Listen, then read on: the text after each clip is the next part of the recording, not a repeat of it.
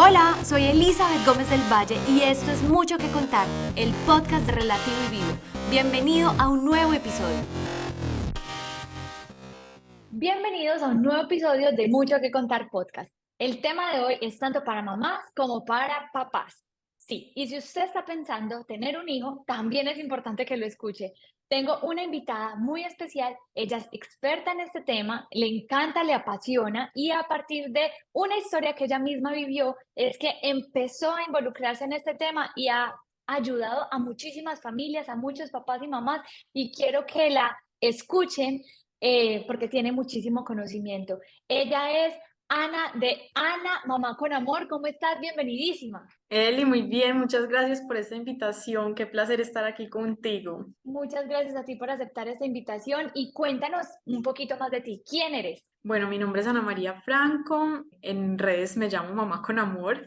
Es un nombre que adquirí hace más o menos 8 años.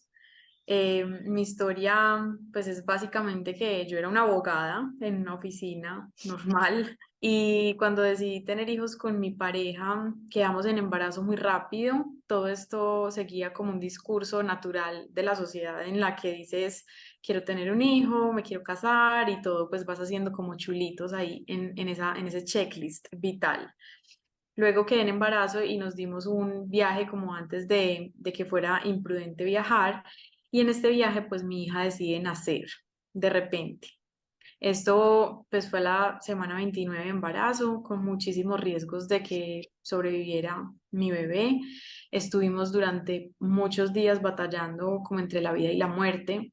Y esto realmente me hizo reevaluarme a mí como todas las prioridades que yo había considerado importantes para mi vida. En ese momento yo decido renunciar al trabajo, decido dejarlo todo y hacer como una promesa al cielo, que si mi hija salía viva de esa situación, si salíamos triunfantes junto con ella, yo iba a ser esa mamá que iba a volverse una experta en las posibles terapias que ella iba a necesitar. Empecé a estudiar todo el tema de neurodesarrollo, de primeros auxilios, de todas las implicaciones cerebrales que tiene pues esa condición de nacer mucho antes de tiempo y me empecé a enamorar de esta información, sintiendo que era como una pena que los padres de hijos que no pasaban por ese tipo de percances pues tuvieran esa información a la mano porque es de muchísima utilidad. Y también hice como esta promesa de que si salíamos triunfantes, yo quería recordarles siempre a todos los padres que tener hijos es un milagro. Y hay tantas cosas que convergen en ese momento puntual de tener un hijo que nosotros desconocemos. Entonces quería como llegar a compartir esa información. Luego de salir triunfantes y con una sonrisa enorme con nuestra bebé en brazos, yo vuelvo a mi país, a Colombia, y me siento muy sola en el mundo de la maternidad, completamente sola. Mi hija empezó a avanzar, pues para nuestra sorpresa, sin ningún tipo de diagnóstico, ningún tipo de condición, y ahí me encontré más perdida todavía, porque ya había presupuestado que sería esta mamá que acompaña a su bebé enfermita con sus terapias. Entonces digo, esta es mi oportunidad para cumplir esa promesa, para regar ese mensaje de amor y de gratitud con la vida por poder ejercer el rol de la maternidad y abro mi comunidad para compartir mi historia y mis vivencias y por supuesto también todas estas herramientas que había empezado a adquirir en el camino. Y me empezó a apasionar este tema y compartir y sentirme acompañada por muchas personas que estaban atravesando el mundo de la crianza o sus curiosidades.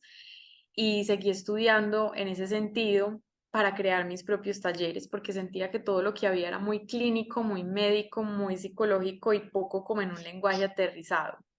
Entonces ahí es que empiezo a crear mis talleres, empiezo a centrarme en temas también del bienestar de la familia, no solo del hijo, porque lo viví, porque estuve en esa cueva oscura que es perderse en la maternidad luego de semejante susto. Y básicamente esa es como la historia de Mamá con Amor. Wow, gracias por compartirnos esa historia y nos abre las puertas a empezar a querer desglosar un montón de temas porque considero que uno de los pilares es lo de la crianza consciente. A mí me pasa mucho en consulta y es que los papás me piden es consultas para sus hijos. cuando realmente la educación viene desde los papás y también es importante que ellos hagan ese trabajo interior. ¿Qué es primero para las personas que no saben crianza consciente? Bueno, digamos que tradicionalmente pues la humanidad ha tenido hijos y hijos y hijos sin ninguna herramienta y sin ningún lineamiento. Y esto es como lo que primero produce desconfianza cuando uno dice es que hay metodologías nuevas de crianza, ¿cierto? La gente dice como no, pero pues si todo el mundo ha tenido hijos y hemos sobrevivido, pues ahora ¿de cuándo acá es necesario estudiar para ser padres? Pero esa crianza consciente responde a una evolución de nuestra sociedad, que es que nuestra sociedad ha sido autoritaria durante muchos siglos. Y ese autoritarismo no es más como que una persona que da las normas y otras que están llamadas a obedecer. Y este líder o esta autoridad logra que le obedezcan porque los intimida, porque los violenta, porque amenaza con matarlos. Pensemos en la Alemania nazi, pensemos en la Inquisición en la iglesia, pensemos en los colegios y en las escuelas que era permitido el maltrato físico. Pero luego, después de la Segunda Guerra Mundial, pues viene toda la adquisición de los derechos humanos, la dignidad humana, y prohíben esto en todas las esferas sociales. ¿Cierto? Ya sabemos que hay códigos penales que dicen no, no se permite la violencia, no puedes ir por ahí amenazando a las personas. Sin embargo, el hogar escapa a esa normativa. Entonces, el hogar se queda como sin lineamientos y los padres queremos seguir ejerciendo esa estructura de autoridad en donde yo mando y tú obedeces, aunque eso ya no funciona en el mundo. Entonces, la crianza consciente nace como esa necesidad de decir, bueno, si como padres tenemos la responsabilidad de educar y criar a nuestros hijos para el mundo real, entonces ese mundo real que yo quiero ejercer en mi casa ya no funciona. Necesito herramientas y estructuras que me permitan ejercer un liderazgo, que es lo que funciona hoy en el mundo, ya no una pirámide completamente rígida de autoridad. Entonces, ahí es donde entra la crianza consciente a decirle a los padres, hay que capacitarnos porque no nos enseñaron el liderazgo. La mayoría somos hijos de ese sistema autoritario en donde nos castigaban, nos pegaban, nos intimidaban para que siguiéramos los lineamientos. Y la crianza consciente propone un arsenal de herramientas que se basan en el liderazgo, es decir, que sí que el adulto tiene el norte, que sí que tiene la responsabilidad del hogar, de que sus hijos sigan sus lineamientos, porque él es el único maduro en cuanto a cerebro y con experiencia en el mundo para poderlos guiar, pero ya no con esos métodos, ya no con la violencia y la intimidación. Me hace cuestionarme sobre una pregunta y es, este tipo de papás que dicen, ah, no, a mí me levantaron a punta de correa, yo no estoy traumado. Y no sé si te ha pasado, pero hay parejas que normalmente, digamos, un ejemplo, la mamá es la que dice, no, yo quiero educar más a mis hijos como con una versión diferente, como con más amor, pero el papá es así como que impone y dice, no, es que qué pendejadas esas cosas, o sea, la frase que te dije, o sea, a mí me educaron a punta de correa y yo no estoy traumado, pues qué boba eso, como que hoy en día como tan sentidos, tan mimados, y lo pongo entre comillas, pues, ¿qué, por ejemplo, tú le podrías decir a familias como esa?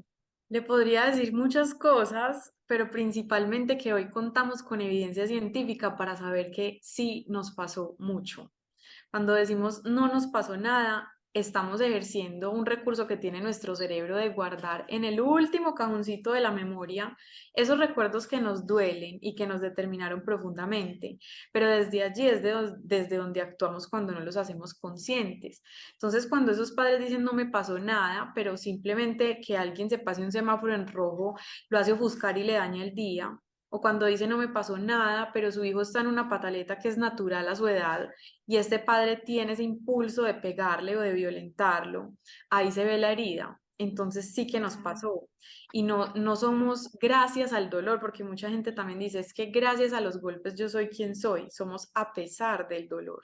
Es decir, si no hubiéramos tenido esa herida desde la cual reaccionamos hoy, incluso como adultos, muchas cosas maravillosas hubieran pasado.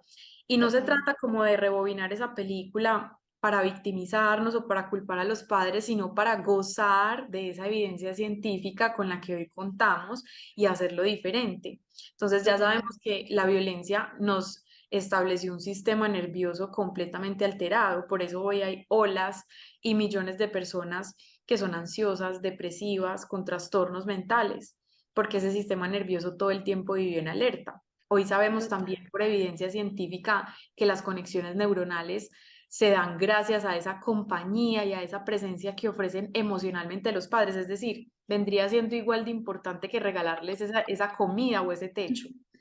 Entonces, cuando podemos gozar como de esos resultados científicos, cuando vemos resultados en laboratorio, cuando vemos cómo se modifica el cerebro, las conexiones neuronales, los recursos a nivel del sistema nervioso, sí que entendemos el impacto que eso tuvo sobre nosotros. Aparte de eso, me he dado cuenta yo que la mayoría de las personas que son rígidas, pacientes míos que son así como muy fríos, son personas que en el fondo cuando eran pequeños les faltó mucho amor, que siempre anhelaron como que fueran un poquito más dulces con ellos, pero como no lo tuvieron, se enseñaron a que tenían que ser de esta manera, que teníamos que ser rígidos, que teníamos que ser fríos con el mundo, porque ¿para qué? ¿Para qué el amor?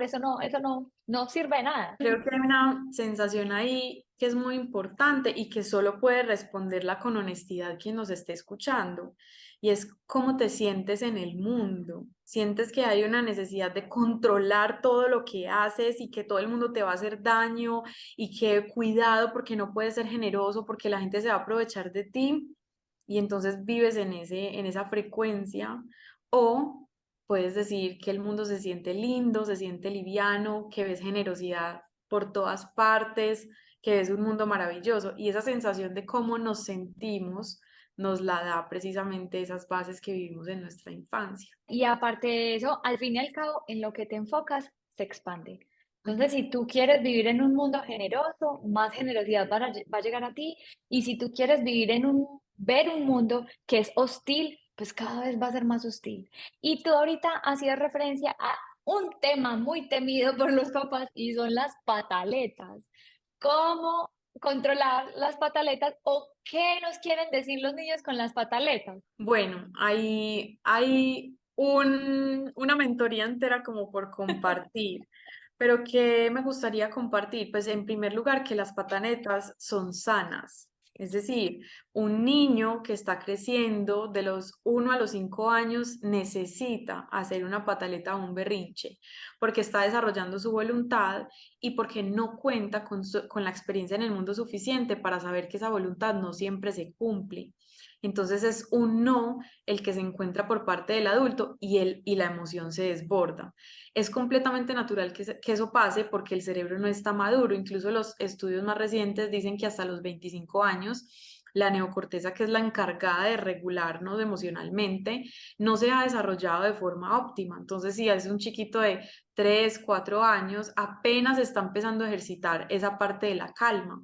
Hoy también conocemos, frente a esas pataletas, que es completamente natural que un niño se pegue a él mismo, tire las cosas, quiera agredir a los demás, se muerda, se jale los pelos, cosas que antes no se reconocían como normales y que exigían como un ojo clínico ahí encima para ser evaluadas.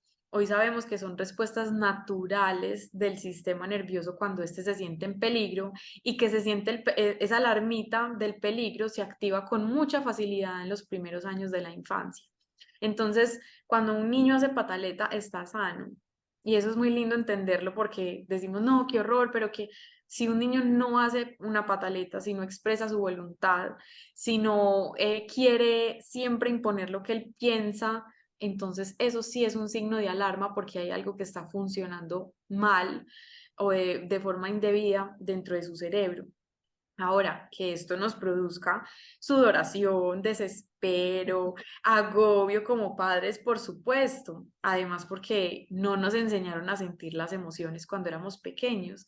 Entonces, cuando alguien las siente como con tanto descaro, como sin vergüenza, nos detona eso que no nos fue permitido, porque cuando crecimos nos dijeron, vas a molestar a los demás, deja de molestar, cállate, eso no es para tanto, todo este tipo de frases que se instauraron en nosotros y nos parece muy descarado que un niño u otra persona se regale esos permisos que nosotros no nos damos. Entonces, claro que sí es un reto súper profundo para los adultos manejar las pataletas, pero hoy con todo el conocimiento que tenemos y también con esa evidencia científica que es nuestra amiga, sí que podemos lograr unas gestiones mucho más inteligentes sin crear esos patrones nocivos contra las emociones como los tenemos nosotros. ¿Cómo manejar la tolerancia a la frustración en los niños? Hay algo muy curioso, Eli, y quiero que los padres que nos están oyendo se escuchen a sí mismos, ¿no? Porque la mayoría de padres que acuden por ayuda, entonces hacen algo como, qué desespero, qué frustración, es que mi hijo no tolera la frustración. Esto es como la queja, ¿no? Entonces le digo yo, bueno, ¿y cómo te va a ti con la frustración? ¿Cómo manejas tú la frustración? ¿Cómo la gestionas? No, no, yo soy súper desesperado en mi ADN, yo soy una persona muy ofuscada, o sea, yo voy a mil. Entonces le digo, ok, entonces si tú estás queriéndole enseñar a tu hijo una habilidad de vida, primero tendrías que inscribirte siquiera al curso de adquirirla para que ya puedas enseñar o pretender exigirle a tu hijo esa coherencia de que tú ya la dominas y entonces esperas que él que está más pequeño pues lo haga por el mismo camino. Pero mientras no has empezado a caminar en ese sentido, mientras la frustración tuya incluso a veces supera la de tu hijo, es muy difícil pretender que ese niño logre lo que tú en ese montón de años que tienes no has logrado. Esa crianza consciente es de saber en qué punto estamos nosotros de nuestro proceso de aprendizaje y de reconocernos como aprendices, no como maestros que lo saben todo, sino como aprendices en el proceso.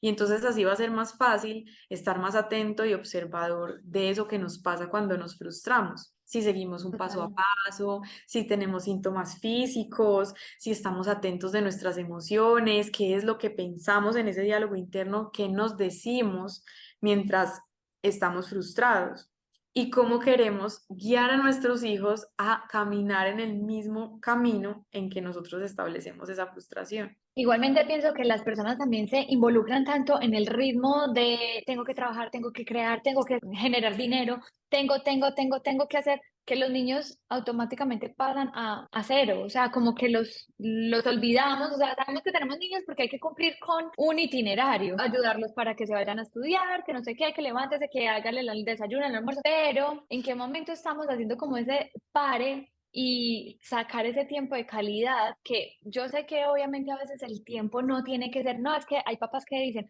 no, yo no tengo 10 horas para dedicarle a mi hijo, o sea, yo tengo que trabajar, o si no, ¿cómo alimento mi hogar? Pero es solamente como que al menos los pocos momentos que tengas que sean tiempos de calidad. Exacto, pues ahí también hay como una mentalidad hoy de todo o nada. Es decir, si puedo todo el tiempo estar conectado, presente, ofreciéndole a mi hijo, entonces buen papá. Y si no puedo, entonces no hago nada porque no soy capaz de hacerlo. Entonces ahí la invitación es, para todos funciona, pero todos tenemos dinámicas diferentes. Entonces, ¿cómo puedo adecuar las herramientas y la información a mis dinámicas? Yo he tenido casos súper hermosos y exitosos de madres que incluso viven en otras ciudades, es decir, no viven en el hogar con sus hijos. Sin embargo, el tiempo que pasan diario por pantallas, que pueden ser 20 minutos, es tiempo de presencia, es tiempo de conexión.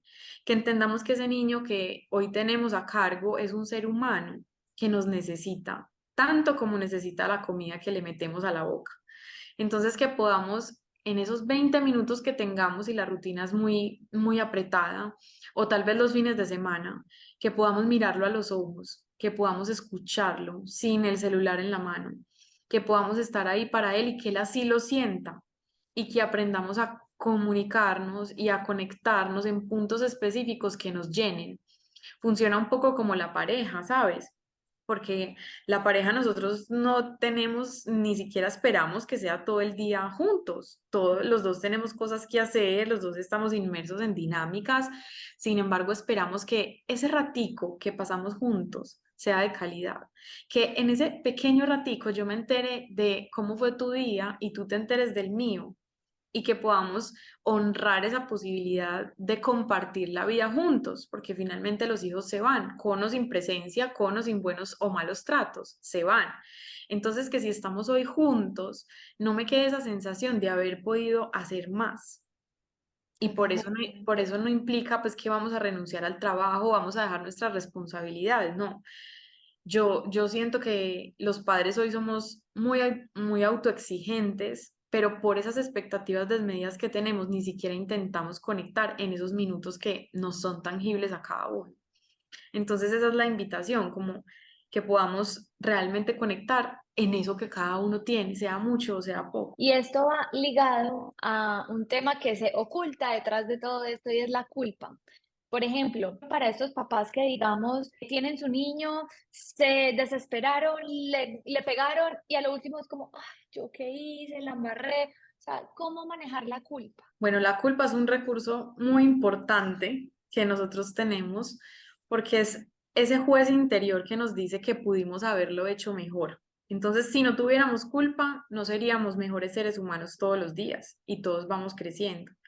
Ahora, hay una culpa excesiva hoy que nace de las expectativas desmedidas de lo que creemos. Entonces, si yo creo que una madre no se equivoca o un padre no se equivoca, cada vez que yo cometo un error con mis hijos, voy a sentir una culpa de un tamaño astronómico.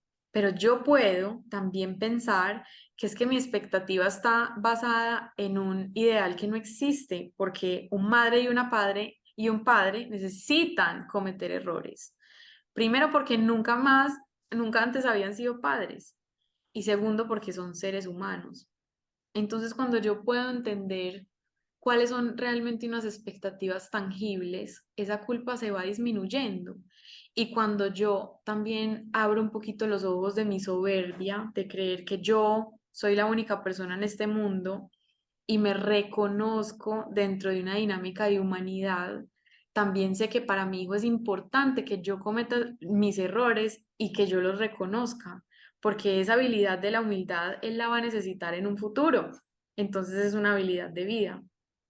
Y también si yo puedo bajar otro poquito como esa rayita de culpa y de perspectiva, yo puedo también ver que la mayor parte del tiempo lo hago muy bien y que estos eventos son chiquiticos, pero que mi mente les está dando una carga mental enorme. Entonces se trata de abrazar la culpa y en general todas las emociones. En decirle, uy, gracias culpa porque estás aquí para recordarme que la próxima vez lo puedo hacer mejor, pero eso no implica que me voy a quedar patinando en esa idea o en ese error que cometí. Voy a reparar esto que hice, voy a ofrecer disculpas, voy a la reparación que tenga que hacer y voy a continuar mi vida para honrar este lugar humano naturalmente que se equivoca muchísimo y que mi hijo no por eso me va a dejar de amar. Mi hijo va a entender en su momento, cuando él sea consciente de sus errores, que lo hicimos naturalmente. Y es como un diálogo interno que uno debe tener consigo mismo. O sea, es un trabajo de desaprender para aprender nuevamente. Entonces, todo lo que nos hemos dicho, cómo nos hablamos y cómo empezar a trabajar esa autocompasión con nosotros mismos, de decir, ok, lo estoy haciendo lo mejor que puedo y como tú decías, es momento de aprender a pedir disculpas, pero no me puedo quedar patinando en, ay, lo peor, lo peor, lo peor, sino como cómo transformar eso y decir, bueno, sé que me equivoqué, pero bueno, de aquí en adelante, ¿qué podemos aprender de esto? Porque yo creo que definitivamente el ejercicio de sentarnos a escribir todo eso que aprendimos hace que nuestro cerebro lo pueda volver más consciente y como de alguna manera no volver a repetir lo mismo. Porque es que nosotros cometemos, digamos, un error, que de hecho a mí casi no me gusta utilizar la palabra error, sino que son aprendizajes en realidad, pero como que las pasamos por alto. Ah, ok, no, me equivoqué, sufrí, ja, ya, y pasó. Pero, no sé, una práctica que yo empecé a integrar en mi vida y que me ha servido mucho es como hacer ese reconteo de qué aprendí de esta situación. Aprendí esto, ok. Es como darle esa síntesis a tu cerebro. Ana, ¿cuáles son las mayores batallas de los adolescentes? Bueno, también hago como alusión a ese proceso cerebral, ¿sabes? Es que cuando lo entendemos, descargamos también esa sensación de que algo anda mal con nosotros o con nuestro hijo. Este periodo de tiempo de la adolescencia es supremamente retador para los padres, porque aquello que habían construido nuestros hijos como bueno, malo, justo, injusto, como veían la realidad y que nuestro hogar era, entre comillas, perfecto para ellos, pues es invitado como a derrumbarse. Y ese invitado a derrumbarse es literalmente como si un GPS dijera reconectando. En la adolescencia, los niños reafirman quiénes son, pero ya no solo bajo nuestras referencias, sino bajo las referencias de sus relaciones interpersonales, de sus amigos, de los otros entornos que visitan. Y entonces para los padres es súper retador que eso que creíamos superado vuelva a cuestionarse, que eso que creemos como nuestras verdades absolutas, pues nuestro hijo no las comparta e incluso intente desafiarlas.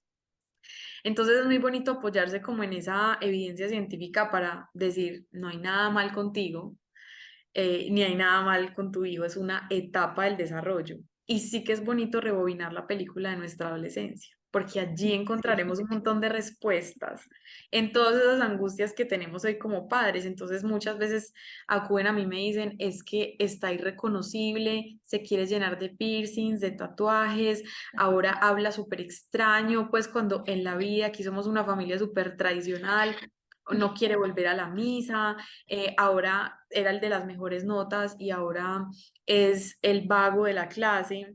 Y entonces yo les pregunto a sus papás, ¿y tú cuántos disfraces ensayaste en la adolescencia? Y me dicen como, no, yo siempre fui la misma persona. No, no, no. Tarea, ve y desempolva esos álbumes familiares y me cuentas que cuáles de esos disfraces ensayaste. El manipulador, el infiel, el vagabundo, el drogadicto, el que fumaba, el que se emparrandaba, el que le robó plata a los papás y hoy eres una persona buena, porque esa etapa te invita a sobrepasar las barreras que hasta hoy son conocidas, te invita a decirle a tus padres que ellos no te mandan y que tú eres una persona única en el mundo, que puede por sí misma. Entonces, ese proceso también de la adolescencia es muy bonito porque la mayoría nos desconectamos de nuestras propias adolescencias y tener un hijo en la etapa que sea es una invitación a revivir, a recordar, volver a pasar por el corazón quiénes fuimos y de reconocer que aun cuando vivimos muchas cosas, pues sí que el camino ha sido satisfactorio si miramos dónde estamos hoy. Hay un miedo puntual del cual te quiero preguntar y es que hay mamás con las que he tenido el contacto que me dicen, como tengo un hijo adolescente, es muy difícil porque está metido en drogas, no sé cómo ayudarlo, está robando, pero también hay un juicio de me siento alcahueta si lo recibo y lo ayudo. Yo pienso que nosotros somos hijos de un sistema que nos enseñó que fallar es vergonzoso, que el riesgo era mejor no correrlo nunca y que si íbamos a tomar una mala decisión estábamos completamente solos. Entonces, esa es la sensación que nosotros no logramos como diluir cuando queremos acompañar a nuestros hijos y es nuestro mayor deseo. La mayoría de los padres no quieren sino estar cerca de sus hijos y poderles tocar el corazón. Pero los mecanismos mediante los cuales buscan esa cercanía vienen directamente de ese sistema autoritario. Entonces, ¿cómo creen que humillando y castigando a un niño lo van a tener cerca? Y fijémonos cómo funcionan hoy las dinámicas de nuestra vida adulta. Quien nos quiere manipular, violentar, invadir la privacidad, o sea, lo queremos pero bien lejos de nuestra vida. Y así mismo funciona con ellos. Entonces, para tocarle el corazón a un niño, no hay que decirle que sí puede consumir drogas o que sí puede hacer todo lo que le da la gana. Yo puedo tocarle un corazón a un niño y ser tajante con mis límites. El problema es que no lo sabemos poner. Entonces creemos que hay que involucrarnos en la batalla de el niño versus el adulto, en vez de pasarnos a jugar al campo de el niño y el adulto versus el reto puntual que tengamos según la etapa de desarrollo. Tocaste el último puntito al que quería hacer énfasis y es los límites. ¿Cómo establecer límites con amor? Esto es una gran carrera, ¿sabes? Hay padres que buscan establecer límites por medio de estos métodos intimidatorios, de la violencia, pero son límites que tambalean. Y si nosotros retrocedemos esa película de la vida, pensemos que cuando nos castigaban o nos pegaban por desobedecer, nosotros nunca dejamos de hacer lo que queríamos hacer. Simplemente pues presupuestábamos el castigo y listo, pero nunca lo dejamos de hacer. Entonces ahí hay algo muy especial que es basar ese límite en lo que es valioso para nosotros. Y esto suena súper peace and love y los papás al primer momento que yo lo digo me dicen como, Ana, qué loco, pues, pero explícame cómo. Es que yo puedo decir, no te montes al sofá, o yo puedo decir, mira, en esta casa cuidamos el sofá, porque es el lugar donde recibimos a las visitas. ¿Qué se te ocurre para que lo podamos proteger y que tú puedas jugar a la misma vez? Yo estoy estableciendo un límite porque yo no voy a permitir de ninguna manera que ese niño se monte a ese sofá con un refresco o a dañarlo. No lo voy a permitir porque yo soy el adulto, pero yo sí que tengo la responsabilidad de decirle a ese niño por qué ese límite existe. Y cuando yo le digo por qué ese límite existe, él entiende que cuando sobrepasa el límite, realmente no me está haciendo un daño a mí, sino que se lo está haciendo a él, porque él también tiene ese sentimiento de permanencia con la casa. Cuando nosotros sobrepasábamos esos límites y estábamos pequeños, nunca sentimos que estábamos corriendo un riesgo, nunca. Estábamos sintiendo simplemente que estábamos o decepcionando o agradando a nuestros padres. Entonces, que el límite siempre tenga ese tinte de que te estoy enseñando algo que es importante para que tú mismo te cuides en el futuro, porque los límites nos protegen. Totalmente. Y tú tocabas acá un tema que es la integración de ellos. O sea, cómo ayudarlos a hacerse responsables, integrándolos. O sea, no juzgándolos, no criticándolos, sino como desde ese amor, pero también como con los adolescentes, como, bueno, están en esa búsqueda de, soy grande, soy niño. Bueno, entonces quieres ser grande, listo, entonces te voy a hablar como grande, pero siempre desde el amor, el respeto y la integración, hacerlo parte de. Ana, para ya ir finalizando, cuéntanos un poco más sobre tus proyectos, los cursos que tienes, cuéntanos. Bueno, Eli, yo todo el tiempo en redes sociales estoy compartiendo información gratuita alrededor de la crianza y el crecimiento personal. Casi que soy muy juiciosa, o sea, todos los días dejo un mensajito chiquitico que pueda ir cambiándole el día y la vida a las personas. Este contenido pues no tiene ningún costo, la gente lo puede consumir de forma gratuita en Instagram, en TikTok, es @mamá con amor, ahí está.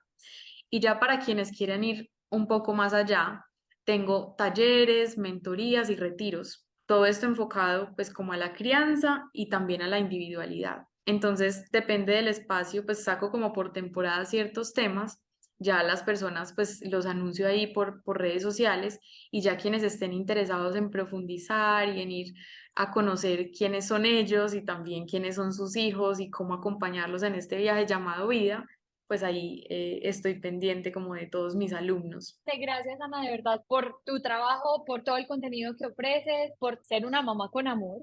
Y para despedirnos, te quiero hacer una pregunta. ¿Tienes alguna frase que te identifique? Algo que está resonando mucho conmigo en este momento es, si quieres saber cuál es el sentido de la vida, siéntelo todo. Me encanta. Mejor no pudiste decirlo. Gracias, gracias, gracias por acompañarnos. Gracias a todos los que nos están oyendo y ya saben, a seguir a mamá con amor. Chao. Chao, Eli, gracias. Esto es todo por hoy. Gracias por sintonizarnos. Nos vemos dentro de 8 días con un nuevo episodio. No olviden seguirnos en nuestras redes sociales @muchoquecontar.podcast y en nuestra comunidad @relativo y vivo.